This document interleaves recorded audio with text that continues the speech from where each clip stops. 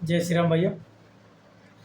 आज के सच्चे इतिहास की कड़ी में जो हमारे महाराज जी ने लिखा है उसकी एक ऐसी कथा आपको बताने जा रहे हैं, ऐसी कहानी बताने जा रहे हैं। एक ऐसा अंग्रेज जिसने स्वतंत्रता संग्राम में भारतीयों की तरफ से भाग लिया था, भारतीयों की तरफ से अपने अंग्रेजों से लड़ा था और जिसने भारतीय किसानों को सेब उगाना सिखाया। तो आइए हम प्रारंभ करते हैं।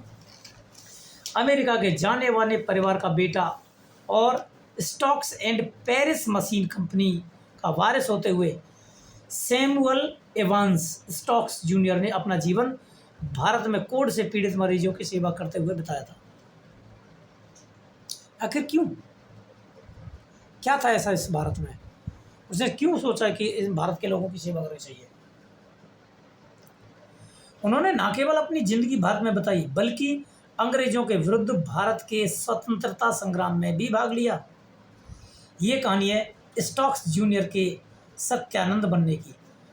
उनका जब वो क्रिश्चियन थे वो नाम था स्टॉक्स जूनियर और वो बाद में बन गए थे, यहाँ भारतीय हो गए थे और हिंदू तो उन्होंने अपना लिया था, उनका नाम बन गया था सत्यानंद।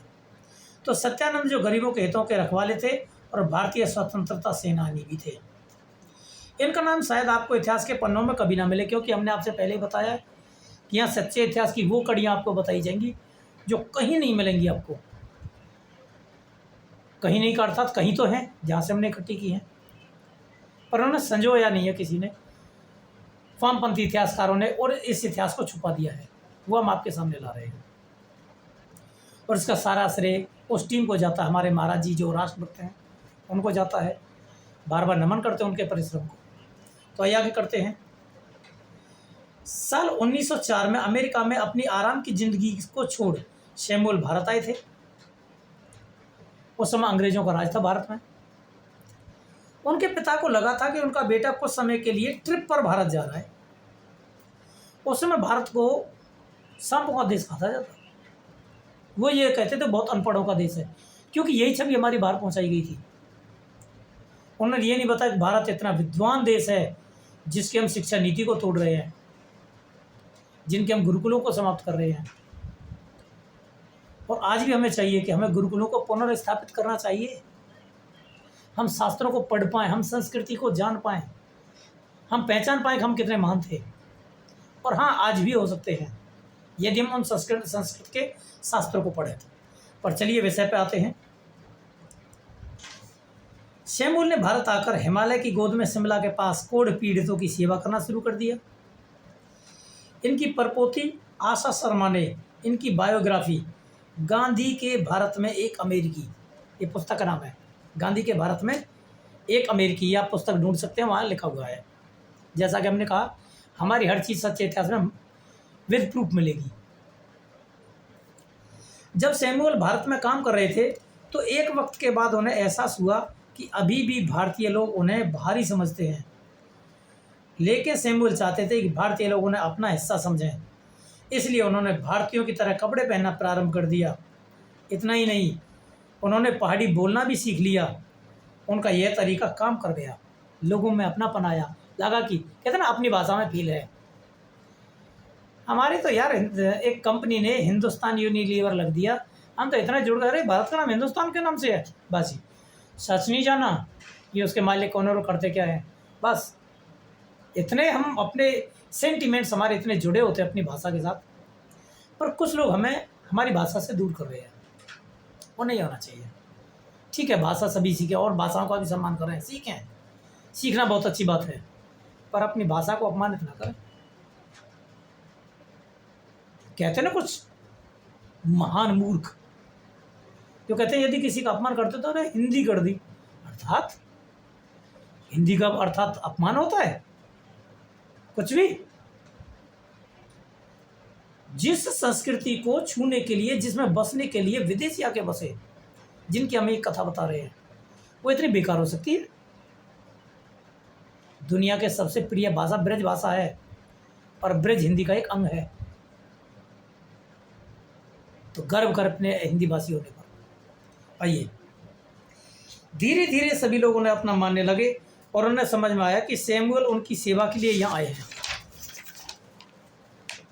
साल 1912 में सैमुअल को राजदूत क्रिश्चियन मूल की एक लड़की बेंजामिन एग्नेस से प्यार हो गया, जिससे बाद में उन्होंने विवाह कर लिया था। 1916 में सैमुअल को अमेरिका में उगाए जाने वाले सेब की प्रजाति के बारे में पता चला, जिसे देखकर उन्हें लगा कि हिमालय के मौसम और मिट्टी में इसे आराम से उगाया जा सकता है। इसलिए उन्होंने पहाड़ी लोगों को सेब की खेती करने के लिए प्रेरित किया और जागरूक किया। और जैसा कि आप जानते हैं, सन 1990 तक भारत में दुनिया का लगभग 80% सेब उगाया जाता था। कश्मीर में क्लाइमेट इतना बढ़िया वहाँ का। ये तो आपने अभी जो मूवी देखी है ताज़ा ताज़ा, बड़ा दुख होता है, क्रोध भी आता है कि ऐसा हुआ था हमारे भाइयों के साथ। करने वाला कौन था वो एक अलग विषय है, क्रोध आता है। सेबों के बाग थे, वो पता क्यों छूटे? क्योंकि हम संस्कृति से नहीं जुड़े थे। हम एक बिजनेसमैन हो गए, खाओ कमाओ नौकरी करो काम खत्म। यदि अपने धर्म से संस्कृति से जुड़े होते, शस्त्र और शास्त्र दोनों की शिक्षा दी होती, तो कश्मीर छोड़ के नहीं भागना पड़ता। और यदि अभी भी आपने शस्त्र और शास्त्र दोनों के अपने बच्चों को शिक्षा ना दी, तो ऐसा समय भी आएगा कि आपको अपना घर ऐसे ही छोड़ के भागना पड़ेगा जैसे कश्मीरी वीरों को भागना पड़ा था। हाँ, वीर ही कहूँगा मैं उन्हें, क्योंकि वो लड़े भी थे और आज भी लड़ रहे हैं। उन्हें आत्महत्या नहीं की। और वीर इसलिए कह रहा हूँ क्योंकि उन्होंने उस अन्याय के लिए यूं नहीं आत्महत्यार उठा लिए। भटके हुए नौजवान ये भी भटक सकते थे। पर चलिए आइए टॉपिक पर आते हैं।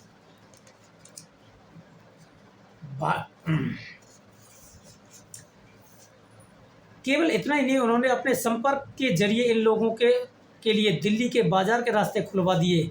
इसलिए सैमुअल को हिमालय का जोहनी एप्पल सीड भी कहा जाता है। सैमुअल का नाम रखा हिमालय का जोहनी एप्पल सीड। यदि आज आप भारत में सेब खा पा रहे हैं तो वह वही सैमुअल है जो बाद में सत्यानंद हो गए थे। एक और वजह है जिसके कारण उन्हें याद किया जाना चाहिए, भारतीयों पर ब्रिटिश राज का सैमुअल ने हमेशा ही विरोध किया। वे सबसे ज़्यादा प्रभावित श्रम के खिलाफ थे। इसमें भारतीय पुरुषों को जबरदस्ती ब्रिटिश सेना में भर्ती होने के लिए मजबूर किया जाता था। कई बार उन्हें ब्रिटिश सरकार को नोटिस जारी करके इसके खिलाफ आग्रह भी किया था, उनसे आगाह भी किया था, उन्हें इस बात के लिए बताया था। उन्होंने पहाड़ी लोगों की गरिमा बनाए रखने की बात भी कही थी और ब्रिटिश साम्राज्य सीधी सीधी लड़ाई भी लड़ी थी। उन्होंने सरकार को यह साफ कर दिया था कि ना तो पहाड़ी लोगों को जबरदस्ती सिपाही बना सकते हैं और ना ही उन्हें गुलाम। अधिकारी उन्हें सामान ढोने पर मजबूर नहीं कर सकते। सबसे जरूरी बात यहाँ यह है कि ब्रिटिश सरकार को लिखे गए उनके पत्रों ने भारतीय मजदूरों के बारे में उन्हें के बजाय हम के रूप में बात की थी। अपने लिए नहीं लिखे थे, उसने कहा था सभी को हम लेके गई थी, हम ये चाहते हैं। उनके इस रवैये से पता चलता है कि वे खुद पूरी तरह से भारतीयता को मानते थे, भारतीय बन गए थे।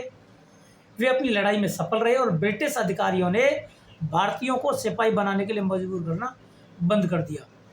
लेकिन अभी तो इससे बुरा वक्त भी आगे आने वाला था ना। वह अप्रैल 1919 जलियांवाला बाग नरसंहार हत्याकांड, आपने बहुत ज़्यादा सुना होगा उसके बारे में। जब सैमुअल ने भारतीय लोगों के खिलाफ हिंसा देखी तो भारतीय राष्ट्रीय आंदोलन में शामिल होने का फैसला भी कर लिया। जब वह पंजाब में बहुत सक्रिय हो गए थे तो पंजाब प्रांतीय कांग्रेस कमेटी PPCC के सदस्य बने। ऐसा शर्मा लिखती हैं, उनकी जो पुत्री है। साल 1920 में न केवल एकमात्र अमेरिकी बल्कि अखिल भारतीय कांग्रेस कमेटी के नागपुर सत्र में भाग लेने वाले एकमात्र गैर भारतीय थे। वह कोटघर शिमला हिल्स के प्रतिनिधि थे। 1921 में भारतीय कांग्रेस सदस्यों की तरह सैमुअल ने Edward VIII Prince of Wales की भारत यात्रा का विरोध किया। इसके बाद उन्हें राजद्रोह के आरोप में अंग्रेजों ने बाघा में गिरफ्तार कर लिया था। लगभग 6 महीने वो जेल में रहे थे। क्यों लड़ रहे थे? हमारे लिए, क्योंकि वो भी हम बन गए थे। ये हमारी भारतीय संस्कृति जो यहाँ आया, चाहे वो बाबर था और चाहे वो यहाँ जो आ गया वही बस गया है। इतनी अक्षुण्ण संस्कृति हमारी, पर कुछ लोग अभी भी इसे तोड़ने का प्रयास कर रहे हैं। इसकी सुंदरता को बर्बाद कर रहे हैं। सैमुअल और बेंजामिन अपने बच्चे के साथ, अपने 7 बच्चों में से 7 बच्चे थे उनके, एक के साथ बहुत कम उम्र में मौत हो जाने के बाद सैमुअल ने अपना धर्म परिवर्तन कर लिया था और उन्होंने हिंदू धर्म अपना लिया था। वे सैमुअल स्टोक्स से सत्यानंद बन गए। उन्होंने अपनी पत्नी ने भी अपने पति का अनुसरण करते हुए हिंदू धर्म अपना लिया था और उनका नाम हो गया था प्रिय देवी। उन्होंने अपने सभी बच्चों को भारतीय की तरह पाला। उन्होंने कहा कि मैंने एक भारतीय से शादी की है, मैं भारत में रहता हूँ, इसलिए मेरे बच्चों को भारतीय के रूप में ही जाना जाना चाहिए, ना कि एंग्लो इंडियंस के रूप में। हिमाचल प्रदेश के सेब के बागान से सत्यानंद के पुत्र विजय स्टोक्स। इस बदलाव के लगभग 10 वर्ष बाद बीमारी के चलते सत्यानंद ने 14 मई 1946 को अपनी आखिरी सांस ली थी। उन्हें शिमला के कोटघर में अंतिम विदाई दी गई थी। भारत में सत्यानंद का इतिहास बहुत ही निराला है, लेकिन फिर भी बहुत से भारतीय उनसे अनजान हैं। निस्संदेह हिमालय किसान भले ही उन्हें सेब के दाता के रूप में याद रखें, लेकिन भारतीय स्वतंत्रता में उनकी भूमिका उल्लेखनीय रही है, जिनको याद करना हर एक भारतीय का फर्ज है। हम चाहते हैं यही उनके लिए श्रद्धांजलि होगी कि हम ऐसे उन वीरों को भी याद रखें जो सैमुअल से सत्यानंद हो गए और जिन्होंने पूरी तरह से भारतीयता को अपना लिया था।